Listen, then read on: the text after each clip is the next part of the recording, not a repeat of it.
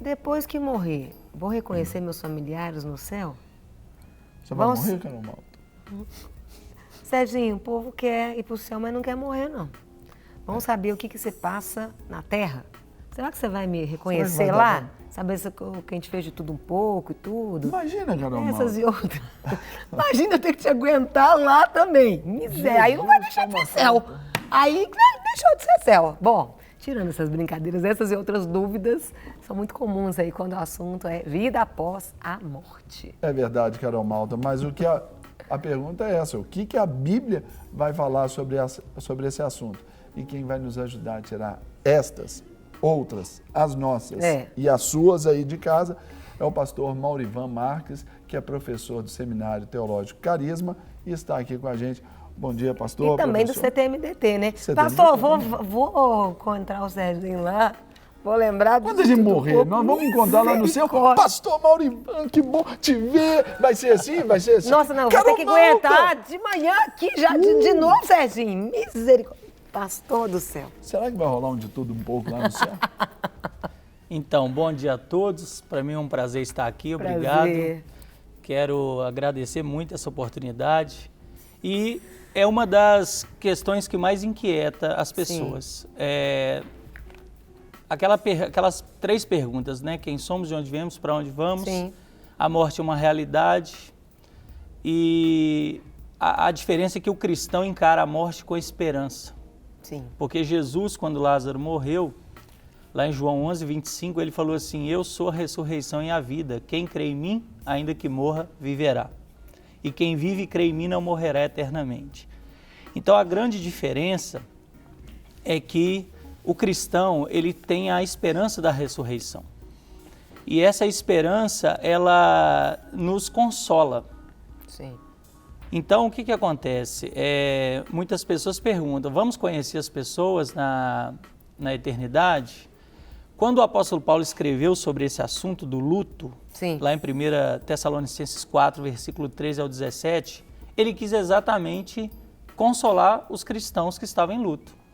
Porque ele disse assim: irmãos, não quero que sejais ignorantes acerca dos que dormem, para que vocês não sofram como os demais que não têm esperança.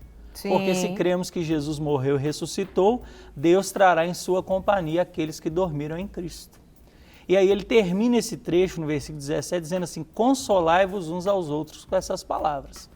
Então o que ele, quando ele descreve a ressurreição, é justamente com a esperança do reencontro. Porque as pessoas os crentes estavam muito tristes com a perca de familiares, irmãos em Cristo. E ele está dizendo: eu não quero que vocês sejam como os demais que não têm esperança acerca dos que dormiram, para que vocês não sofram tanto. Porque se cremos que Jesus morreu e ressuscitou, ele trará em sua companhia os que dormem. E aí ele fala: consolai-vos uns aos outros com essas palavras. Esse texto nos mostra exatamente que a ressurreição, porque esse texto ele tem um momento que ele fala assim, que os que estão vivos não precederão os que dormiram em Cristo, mas que os que dormiram ressuscitarão primeiro. E os vivos, e ele ainda fala assim: nós, os que estivermos vivos até a vinda do Senhor, porque ele tinha essa esperança, seremos arrebatados junto com eles para o encontro com o Senhor nos ares, e assim estaremos para sempre com o Senhor. Quando ele fala juntamente com eles, ele está dando a ideia de um reencontro de todos os salvos. Então, essa ideia de reencontrar nossos irmãos na eternidade é um grande consolo que a Escritura nos dá. E eu fico pensando, seria consolo se nós não nos reconhecêssemos? Aí que vem aquelas grandes expectativas, pelo menos eu tenho, acho que ainda vou ter, até esse dia, de quando chegar lá no céu. Além de reencontrar aqueles que já foram também, e conhecer quem foi Paulo.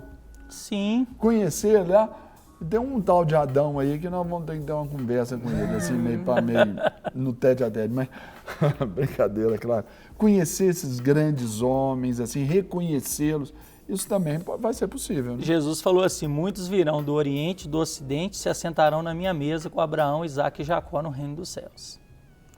Quando ele falou isso, ele deu exatamente essa esperança de um dia podermos todos estarmos juntos. Agora, claro, a Bíblia não vai entrar em detalhes como vai ser esse conhecimento. Mas eu penso o seguinte, vamos para uma outra referência bíblica sobre essa questão de nos conhecermos.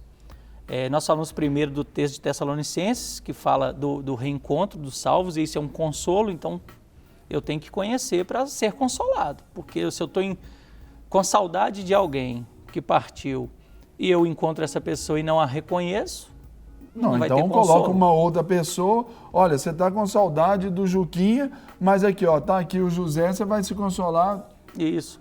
E quando o apóstolo Paulo fala sobre, no finalzinho do capítulo 13 de 1 Coríntios, ele fala assim, hoje conhecemos em parte, mas um dia conheceremos como também somos conhecidos. Hoje vemos como que por um espelho, mas um dia veremos face a face. Então ele mostra que esse conhecimento, ele vai ser amplo. Até sobre Deus. Sim, muito mais. Ou especialmente sobre Deus. Até né? Porque 1 João 3 fala assim, e ainda não se manifestou o que haveremos de ser, porque no dia em que ele se manifestar, seremos semelhantes a ele, porque haveremos de vê-lo como ele é. E assim mesmo se purifica todo o que nele tem esta esperança, assim como ele é puro. Então a gente vê que é algo que vai ser muito mais, vai ser a planificação de todas as coisas. Sim. Esse fim, que na verdade, na minha opinião, é um recomeço. Sim. Aí eu pergunto, né, pastor, diante até desses comentários nossos aqui, muitas perguntas que surgem são, mas se eu vou estar feliz de ver, eu vou ter esses sentimentos, então eu não vou ter também a tristeza por não ver alguns ou por não ter outros? E aí? Não vai continuar, então, da mesma... As surpresas boas e as desagradáveis. A brincadeira que a gente fez, né? Quando eu encontrar com a Eva lá também, vou ter um papo com ela. E aí não vai, então, ter a ira, não vai ter o sentimento. E aí? Porque aquela se a gente vai ter tudo isso, como é que vai funcionar a diferença? Falando, uai, cadê fulano? Fulano não tá... Era não, aí eu entristeci. Pois é, essa tristeza. Mirei com Adão, por que você não posicionou? Foi o Silêncio de Adão, que é aquele livro. Ô, Eva, o que é aquela insubmissão, mulher? Onde é que você estava naquela hora? Misericórdia. Esses sentimentos. E aí? Não vai ter isso. Como lidar? Porque são muitas dúvidas que surgem, né? Da mesma maneira que o conhecimento que nós temos, igual o Paulo disse, hoje conhecemos em parte, mas um dia conheceremos como também somos conhecidos. Mostra que vai ser muito mais pleno esse conhecimento que Deus vai nos proporcionar. Sim. Isso nos fará também entender muito mais a justiça de Deus. Hoje nós temos uma certa aceitação de que uma pessoa possa partir sem salvação porque ela não andou com Cristo.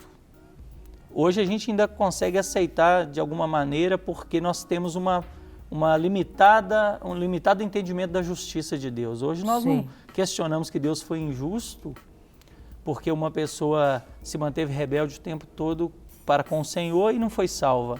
Naquele dia, nós teremos então uma compreensão muito maior dessa justiça. Se hoje a gente já tem uma compreensão dessa justiça, pelo Espírito Santo e pelo conhecimento das Escrituras, lá nós teremos uma compreensão muito maior dessa justiça de Deus e essa sensação de que alguém não está lá, não vai ser para nós de forma nenhuma uma tortura, porque nós teremos um conhecimento da justiça de Deus de uma maneira muito mais plena do que hoje. Para receber todas as novidades do canal, inscreva-se e se curtir o vídeo, clique em gostei.